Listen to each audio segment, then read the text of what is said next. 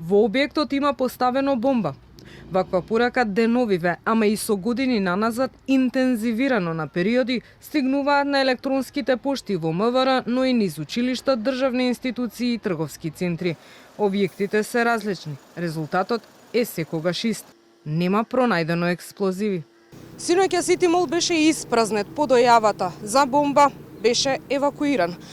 Од МВР потврдија дека станува збор за лажна дојава, а исти вакви имаше и во Diamond Mall и во Eastgate пред точно една недела. И таму се потврди дека станува збор за лажни дојави. За сега нема одговори кој стои позади ова. Македонија заедно со земјите во регионот од првиот масовен и организиран бран на дојави кој се случи кон крајот на 2022 е во неизвестност, а енигмата кој со години го тероризира Балканот и зошто останува. Експертот за криминалистика и поранешен началник во МВР Љубомир Ѓурчевски вели дека ова предолго трае. Крајно време е состојбата да се реши и еднаш за секогаш да се стави точка на перманентното загрозување на безбедноста преку дојави. Според него, клучно е меѓународната соработка да се подигне на многу повисоко ниво. Имаме преку, ајде да не речам, илјадници, стотина дојави за лажно поставени експлозивни направи, каде што мислам дека ни затајуваат.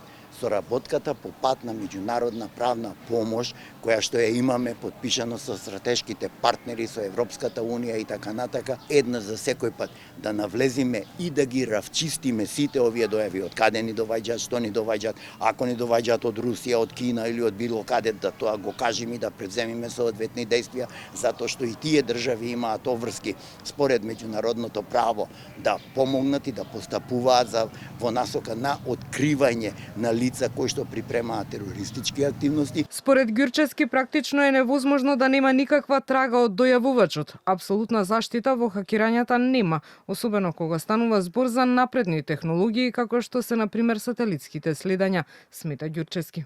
Не може некој да ме убеди во информатичката технологија или во било кои системи дека се они тие кои што можат све да хакираат и да заштитат. Значи нема апсолутна заштита во услови кога целокупната информатичка технологија зависи пак од и е контролирана од самите држави. Од самите држави. Ние викаме, нели, сега ајде да не одам, ајде и до таму ќе појдеме НАСА. Сателитско следење и така натака, значи на сите електронски пошти, дописи и така. Значи нема нешто што не се следи. Според експертите постојат неколку сценарија кои можат да ги објаснат масовните дојави за бомби. Само едно од нив е некој ова да сака да го искористи како вежба. Активност во услови на поголеми светски кризи, односно евакуација во случај на непосредна воена опасност, но и да собира информации за брзината на делување.